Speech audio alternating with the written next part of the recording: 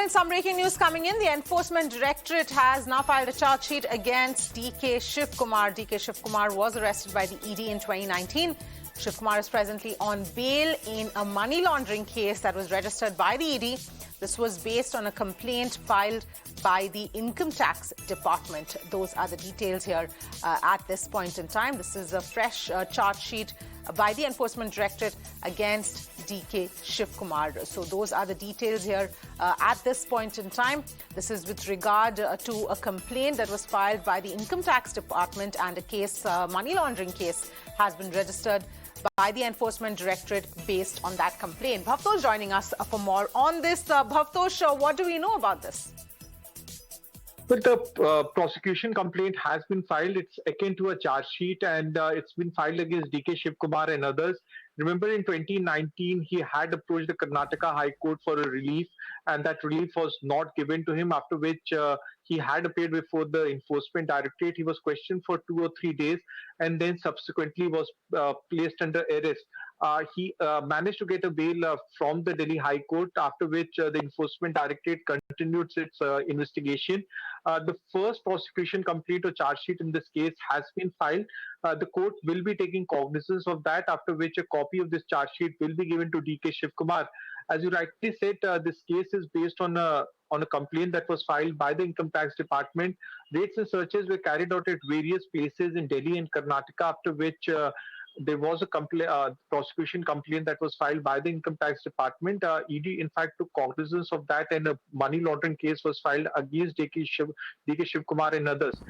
This case will have repercussions in Karnataka, primarily because D K Shivkumar is a Congress president in the state, and he's being projected as the party's chief minister. And ED has said that the first prosecution complaint or the charge sheet has been filed by them. They are waiting for the court to take cognizance of it, after which they have said the official statement will be very soon announced by them. All right. Thank you, Bhavtosh, for getting us all of those details. Let me also go across to Neha for more on this. Neha, if you can give us a background into all of this. And, of course, D K Shivkumar was arrested earlier as well.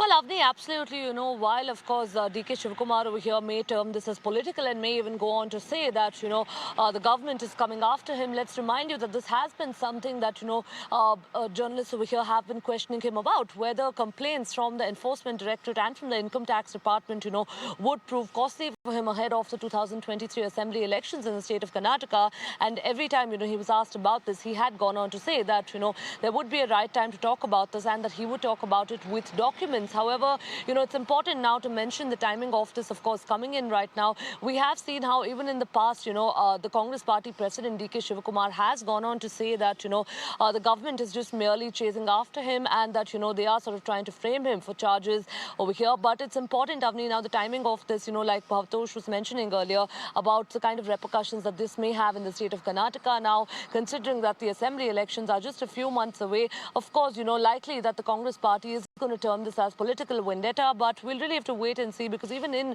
2019, when the raids took place at multiple locations in Bengaluru, in Karnataka, and Ramnagar as well, in fact, and Kanakpura, also in Delhi at his various other establishments, when we saw the raids taking place, he had termed this as just a mere political smear campaign against him. So as far as this particular complaint over here is concerned, we'll have to wait and see what comes out of this. And of course, once the charge sheet, also a copy of which would be handed over to him, we'll have to wait and see how he reacts to this.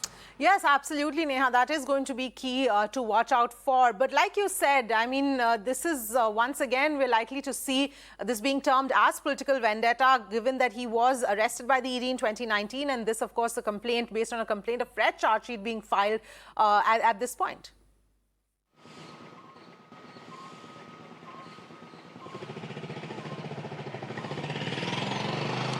Well, that's absolutely right, Avni. And, that precisely, of course, boils back to the point over here of how, Bhavtosh also was mentioning that, yes, certain fragments of the party over here have projected him as their chief ministerial candidate. Of course, it's a whole other ball game over here that the infighting has been going on, and there are certain, fragments that have also projected Siddaramaiah as the chief ministerial candidate. But that apart, again, it's important to note over here that now that this, complaint over here, the prosecution complaint has been filed, we'll have to really wait and see what sort of political implications also it would have, and again, of course, how this would play out on ground, and what Mr. Shivakumar himself would have to say to this, because this is something that has been posed. This question has been posed to him time and again, but he has, of course, gone on to say that the government over here and the double-engine government just merely has been chasing after him, and which is why, in fact, they're trying to frame him. However, this time around, we'll have to wait and see what reaction really comes in,